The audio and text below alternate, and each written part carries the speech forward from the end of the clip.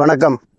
சில வாரங்களாக தமிழகத்தோட கடலோர மாவட்டங்களில் ஆமைகள் அதிகமாக இறக்கிறது சம்பந்தமாக தொடர்ந்து செய்திகள் வந்துன்னு இருக்கிறத நம்ம பார்க்குறோம். வழக்கமாக வரக்கூடிய அக்டோபர், நவம்பர், டிசம்பரில் வரக்கூடிய அந்த பருவமழைன்றது டிசம்பரையும் தாண்டி ஜனவரியில் பொங்கல் வரைக்கும் வந்திருக்குன்றது ஒரு முக்கியமான விஷயமா பார்க்கணும். ரெண்டாவது, இந்த காலகட்டத்தில் பார்த்தீங்கன்னா ஒரு புயலும் ஒரு 3க்கும் மேற்பட்ட காற்றழுத்த தாழ்வு நிலை தமிழகத்தில், அதுவும் குறிப்பாக திருவள்ளூர் மாவட்டம், சென்னை, செங்கல்பட்டு, விழுப்புரம் இந்த மாவட்டங்களில் அதிகப்படியாக இந்த தாக்கம் இருந்தது. இந்த மாதிரியான விஷயங்களை எல்லாத்தையும் உள்வாங்கிக்கணும் அப்படின்றத கடந்த சில வாரங்களாக நம்ம தொடர்ந்து சொல்லின்னு இருக்கோம். அதே போல் டிசம்பர் மாதம் தொடக்கத்திலேருந்து பார்த்தீங்கன்னாக்கா இந்த புயல் மழையோட தாக்கத்தினால சென்னை நகரத்தில் இருக்கக்கூடிய பல்வேறு பகுதிகளில் இருக்கக்கூடிய குப்பையும் கூலங்களும் ஆறுகள் வழியாகவும் முகத்துவாரங்கள் வழியாகவும் அடிச்சின்னு கடற்கரையில் எங்கே பார்த்தாலும் அடர்த்தியாக குப்பைகள் இருக்குன்ற விஷயத்தையும் நம்ம பதிய வச்சிருந்தோம். நவம்பர், டிசம்பர், ஜனவரி இது போன்ற மாதங்களில் ஆமைகள் முட்டையிடக்கூடிய இந்த விஷயம் நம்ம எல்லாருக்குமே தெரியும். ஆனால் இந்த மாதிரியான சூழலில் வழக்கத்துக்கு மாறாக புயல் அதிகப்படியாக நம்மளோட கடற்கரை பகுதிகளில் தாக்கத்தை ஏற்படுத்தி இருக்கு. வழக்கமாக தெற்குலேருந்து வடக்கு நோக்கி கடல் நீரோட்டம் இருக்கும். ஆனால் இந்த மாதிரியான புயல் நேரங்கள்லேருந்து வடக்குலேருந்து தெற்கு நோக்கி கடல் நீரோட்டங்கள் இருக்குன்ற பல்வேறு விஷயங்களை நாம் மட்டும் இல்லாமல் நம்ம ஊரூர் குப்பத்தை சேர்ந்த பாளையண்ணன் சயின்ஸ் ஆஃப் சீஸ் அது சார்பாக ஒவ்வொரு நாளும் இன்றைக்கி கடல் நீரோட்டம் எப்படி இருக்குது, காற்று எப்படி இருக்குது, மழை எப்படி இருக்குன்ற விஷயத்தை ரொம்ப ஆழமாக தொடர்ந்து பதிய வச்சுன்னு இருந்தார். இந்த மாதிரியான நேரங்களில் கடல் நீரோட்டம்ன்றது பார்த்தீங்கன்னா வடக்கு இருந்து தெற்கு நோக்கியும், குறிப்பாக கடற்கரையிலேருந்து ஆழ்கடலை நோக்கி தான் நீரோட்டம் அதிகமாக இருந்தது. இந்த மாதிரியான விஷயங்கள் எல்லாம் முதல்ல புரிஞ்சுக்கணும். அதே போல் வட சென்னையில் இருக்கக்கூடிய இந்த காசிமேடு மீன்பிடி துறைமுகத்தில், அது மட்டும் இல்லாமல் வானிலை அறிக்கைன்னு பார்த்தீங்கன்னா இந்த 3 மாதங்கள்லையும் அதிகப்படியான நாட்கள் மீன்பிடி தடை செய்யப்பட்ட நாட்களாக தொடர்ந்து அனௌன்ஸ் பண்ணியிருந்தாங்க. இந்த புயலோட தாக்கம் இருக்கக்கூடிய அந்த நாட்களில் 1 வாரம் 10 நாள்னு யாரும் தயவு செஞ்சு கடலுக்கு மீன் பிடிக்க வேணாம் என்ற பல்வேறு விஷயங்களை போட்டுன்னு இருந்தாங்க. இது எல்லாத்தையும் தயவு செய்து வனத்துறை அதிகாரிகளாக இருந்தாலும் சரி, மீன்வளத்துறை அதிகாரிகளாக இருந்தாலும் சரி, சுற்றுச்சூழல் துறை இல்லை மாசு கட்டுப்பாடு வாரிய அதிகாரிகள் எல்லாருமே இந்த மாதிரியான விஷயங்களை கவனத்தில் வச்சிருக்கணும் என்றதை நாங்கள் தெரிவிச்சுக்கிறோம்.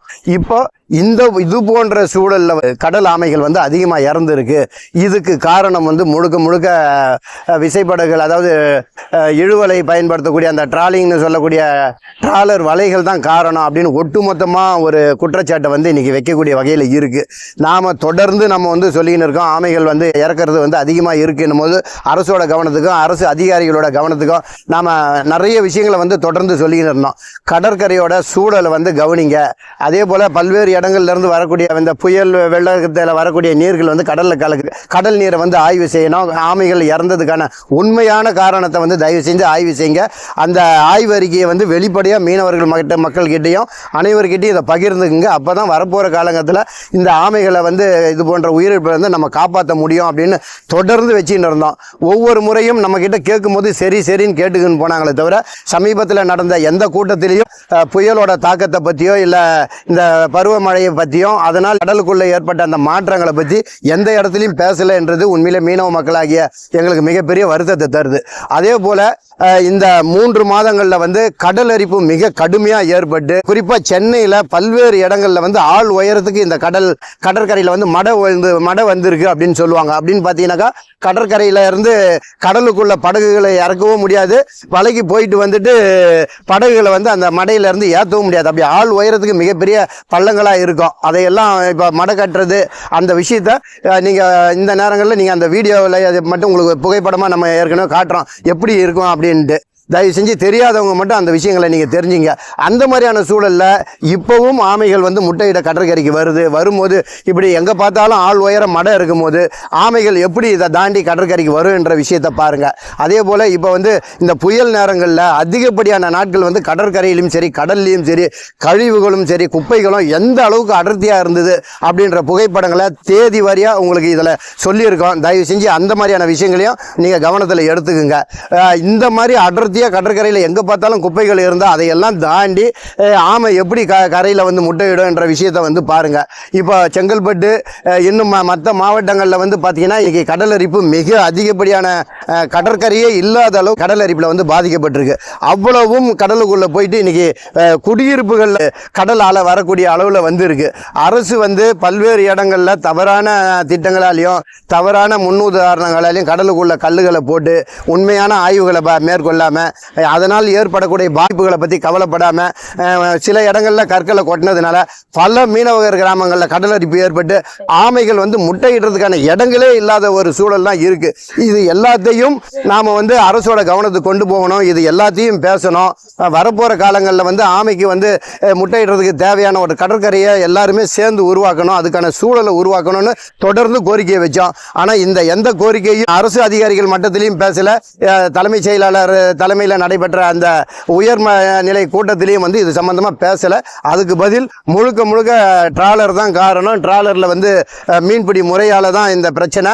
அதனால் ட்ராலிங்கில் வந்து தயவு செஞ்சு அந்த டெட்டுன்னு சொல்லக்கூடிய அந்த டிவைஸரை வந்து போடணும். இல்லைன்னா நாங்கள் அபராதம் விதிப்போம், உங்களுக்கான மானிய டீசலை கட் பண்ணுவோம் அப்படின்ற விஷயத்தை வந்து தொடர்ந்து சொல்கிறாங்க. இந்த மாதிரி ஒட்டுமொத்தமாக மீனவ மக்கள் மேலே வந்து இந்த பழியை போடாமல் உண்மையிலே பல்வேறு பகுதிகளிலிருந்து வந்து வந்து கடலில் கலக்கக்கூடிய அந்த கழிவுகளை இந்த ஆமைகள் முட்டையிடக்கூடிய அந்த சீசன்லையாவது நிறுத்துங்கன்னு சொல்லியிருக்கோம். அதுக்கான ஏதாவது முயற்சி வந்து அரசு எடுத்திருக்கான்னு பார்த்தீங்கன்னா நிச்சயமாக இல்லை. அதே போல் கடற்கரையில் நவம்பர் டிசம்பரில் எங்கிருந்தோ வந்து அடிச்சின்னு வர குப்பைகள் வந்து உடனே எடுக்கிற அளவுக்கு கூட இல்லை. ஏன்னா பல ஆயிரம் டன் வந்து குப்பைகள் வந்து இருக்குது. அப்படி இருக்கும்போது ஆமைகள் வந்து எப்படி இந்த இடத்துல வந்து முட்டையிடும் என்ற ஒரு மிகப்பெரிய விஷயம் இருக்குது. ஆமைகளை பொறுத்த வரைக்கும் மீனவ மக்களுக்கு வந்து நண்பனாக தான் பார்க்குறாங்களே தவிர எந்த இடத்துலையும் அதை வந்து துன்புறுத்துறது இல்லை. ஒருவேளை வலைகளில் இருந்தாலும் அந்த வலைகளை கட் பண்ணிவிட்டு கடலுக்குள்ளே விடுற பல்வேறு வீடியோக்களை வந்து மீனவ இளைஞர்கள் வந்து தொடர்ந்து போட்டுக்கின்னு இருக்காங்க. இதெல்லாம் வந்து வரவேற்க வேண்டிய விஷயமா நம்ம எடுத்துக்கின்னு வரப்போகிற காலங்களில் வந்து இது போன்ற பிரச்சனைகள் ஏற்படாமல் இருக்கணும்னா நிச்சயமாக கடலரிப்பை பற்றி பேசியாகணும். செங்கல்பட்டு மாவட்டத்தில் பல்வேறு இடங்களில் வந்து அரசு அனுமதி இல்லாமல் இந்த கடல் சிஆர்இசட்னு சொல்லக்கூடிய கடற்கரை ஒழுங்குமுறை அறிவிப்பான விதிகளுக்கு மீறா எங்கே பார்த்தாலும் பிரம்மாண்டமான கட்டடங்களை வந்து கட்டியிருக்காங்க. ஆமைகள் முட்டையிடுறதுக்கான கடற்கரையே இல்லாத ஒரு சூழல் இருக்குது. இது மாதிரியான விஷயங்களில் எதை பற்றி நாங்கள் கவலைப்பட மாட்டோம்.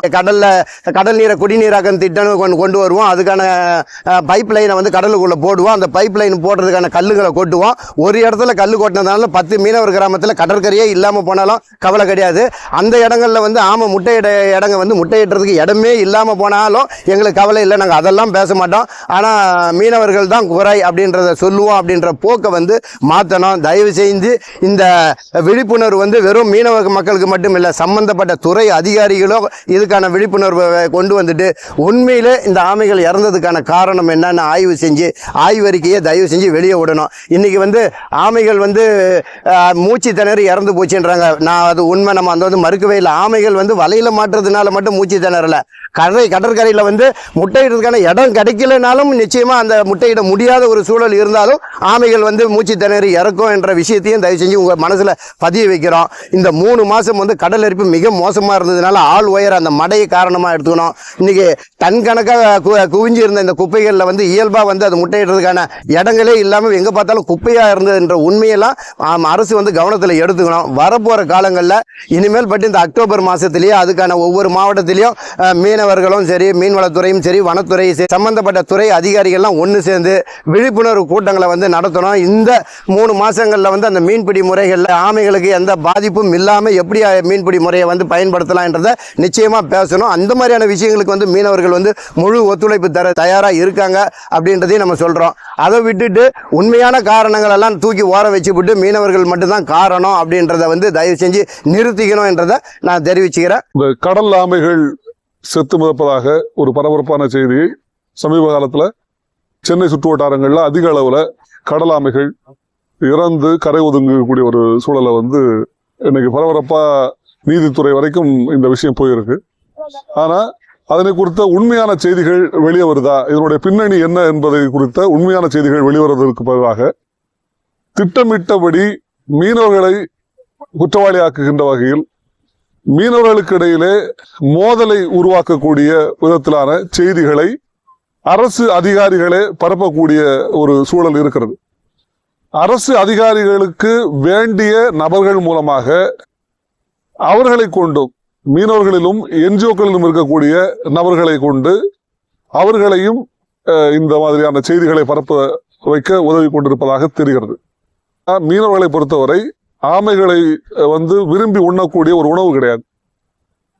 ஆமைகளை கொல்ல வேண்டும் என்பது மீனவர்களுடைய எண்ணமும் கிடையாது. ஆமைகள் இங்க இருக்கக்கூடிய சுற்றுச்சூழலுக்கும் குறிப்பாக மீனவருடைய மீன் ஆதாரத்தில் முக்கிய பங்கு வகிக்கக்கூடிய உயிரினமாக ஆமை இருக்கிறது. குறிப்பாக ஜெல்லி ஃபிஷ் போன்ற மீன்களை உண்டு இங்க இருக்கக்கூடிய மீன் இனப்பெருக்கத்தில் முக்கிய பங்காற்றக்கூடிய ஒரு உயிரினம் ஆமைகள். ஆமைகளுக்கு தடை விதிக்கப்பட்டது பிற்காலங்களில் தான். ஆமைகளுக்கு தடை வருவதற்கு முன்பாகவே மீனவர்கள் ஆமையை விரும்பி உண்ணும் உணவாக வைத்திருக்கவில்லை. இன்னும் சொல்ல போனா அது கொஞ்சம் கவிச்சின்னு சொல்லுவாங்க இல்லையா, அது வீச்சம் அதிகமாக இருக்கக்கூடிய ஒரு கறி வகை. அதனால மீனவர்கள் விரும்பி உண்ணக்கூடிய உணவாக எந்த காலத்திலும் ஆமைகள் இருந்ததில்லை. வெகு சிலர் தான் ஆமை உண்ணக்கூடியவர்களாக அந்த காலத்துல இருந்திருக்கிறாங்க.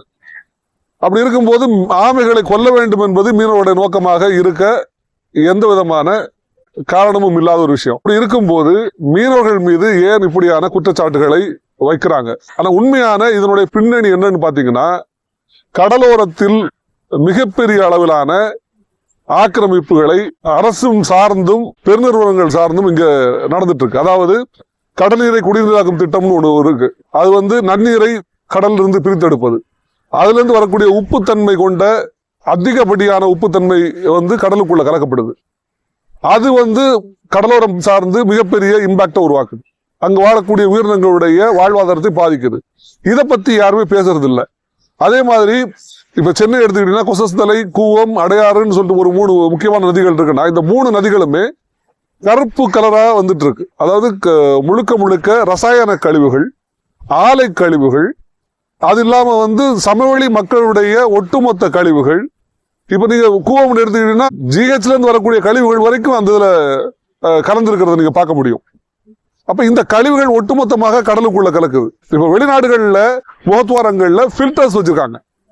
நகர்ப்புறங்கள்ல இருக்கக்கூடிய ஆற்று முகத்துவாரங்களில் ஃபில்டர்ஸ் வச்சு எந்த குப்பைகளுமே கடலுக்கு உள்ள போகாதபடிக்கு அவங்க பாதுகாக்கிறாங்க. இங்க அந்த மாதிரியான எந்த சிஸ்டமுமே முழுமையாக நிறைவேற்றப்படவில்லை.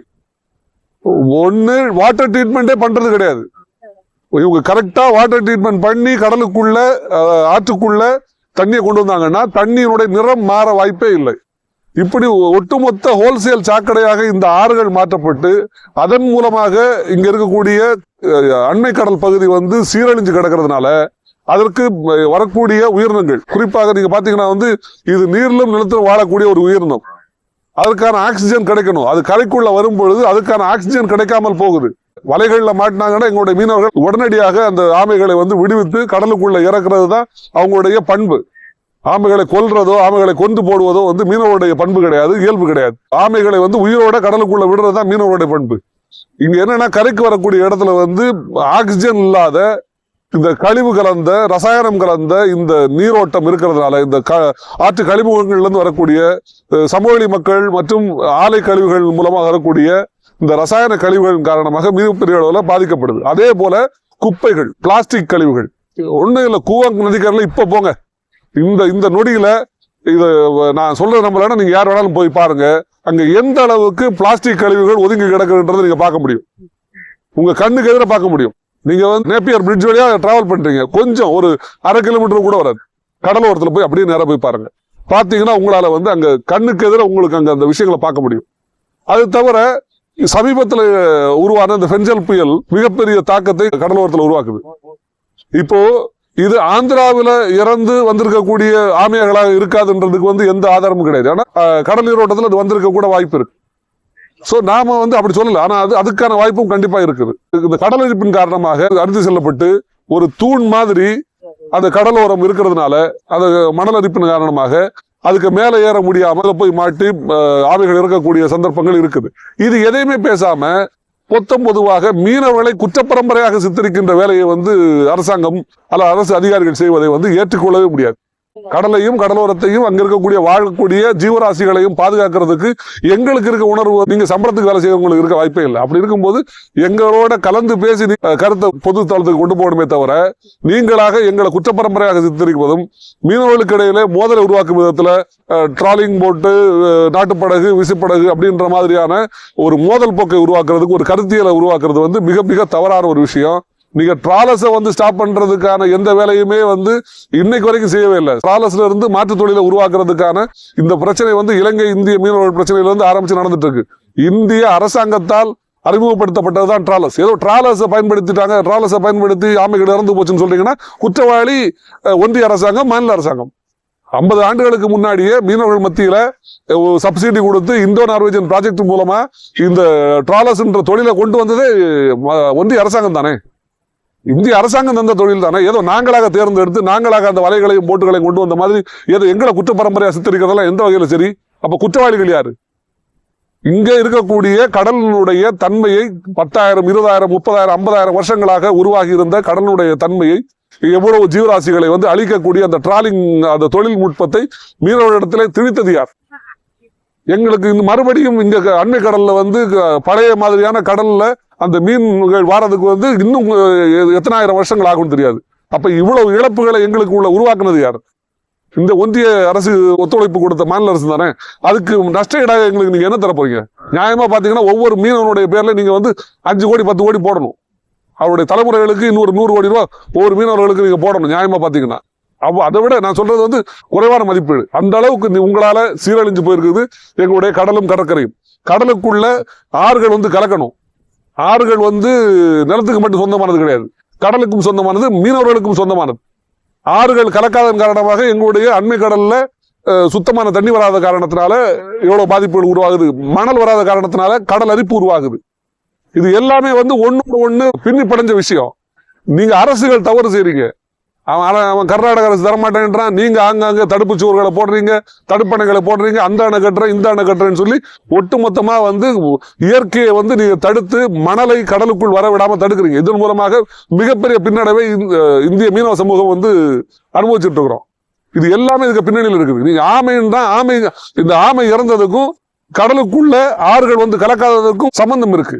இயற்கையை நீங்க ஒரு இடத்துல டிஸ்டர்ப் பண்ணீங்கன்னா அது மிகப்பெரிய அளவுல அதனுடைய ரியாக்ஷனை காட்டும். அப்படி அந்த வகையில பாத்தீங்கன்னா வந்து இந்த ஆமைகள் இறந்து போனதுக்கு இயற்கை சூழலை பாதுகாக்க தவறிய அரசுகள் தான் காரணங்களை தவிர அப்பாவி மீனவர்கள் அல்ல. அப்பாவி மீனவர்கள் மீது நீங்கள் மீண்டும் மீண்டும் குற்றச்சாட்டுகளை தூண்டுவது எதற்காக என்பது எங்களுக்கு தெரியும். எங்களுடைய கடலையும் கடற்கரையும் அபகரிக்கிறது உங்களுடைய எண்ணமாக இருக்கு. அதுக்கு எங்களை குற்றப்பரம்பரைகளாக சித்தரிக்க வேண்டும் என்பது உங்களுடைய நோக்கமாக இருக்கிறது. இது எல்லா காலத்திலும் நாங்கள் வாயை மூடி கேட்டுக்கொண்டிருப்போம் என்று நினைப்பது தவறானது. இந்த பேச்சுக்களையும் இந்த குற்றச்சாட்டுகளை இத்துடன் நிறுத்திக் கொள்வது உங்களுக்கு நல்லது, எங்களுக்கு நல்லது. நன்றி. தப்பான வேலையை வந்து தொடர்ந்து செய்வது வந்து மீன்வளத் துறையும் சுற்றுச்சூழல் துறையும் மற்றும் காட்டிலக்கா. ஏன்னா மீனவ சுற்றுச்சூழல் துறை மற்றும் வனத்துறை பற்றி செங்கல்பட்டு மாவட்ட மக்கள் திரட்டி கூட்டம் போட்டுக்கிறீங்க. அதே மாதிரி வடசென்னை இடத்துல கூட்டம் போட்டுக்கிறீங்க. மக்களுடைய கருத்தை கேட்டுக்கிறீங்க. மக்கள் கருத்துக்களை நீங்க கேட்டு அதை வாங்கி உள்வாங்கி அது அறிக்கை கொடுக்கும்போது அந்த அறிக்கையை நீங்க கொடுத்தீங்கன்னா பார்த்தீங்கன்னா இல்லை, நீங்க ஒரு கருத்துல இருந்துட்டு இந்த தவறுக்கு இதுதான் நீங்க ஒரு முடிவு பண்ணிட்டு நீங்க தப்பிக்கிறதுக்காக மீனவர்களை பலிகடை ஆக்குற நோக்கத்துல நீங்க வந்து அதிகாரிகள் செய்யறாங்க.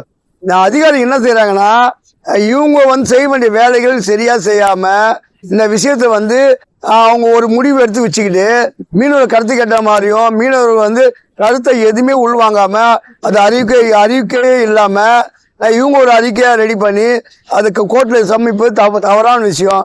மீனவர் அறிக்கையை முழுமையா கேட்டுட்டு அது அந்த அறிக்கை அடிப்படையில நீங்க வந்து நீதித்துறையில வந்து நீங்க கோர்ட்ல வந்து இந்த விஷயத்தை வச்சா மட்டும்தான் பிரச்சனை தீரும் என்பதை தெரிவித்துக் கொள்கிறேன். நன்றி, வணக்கம்.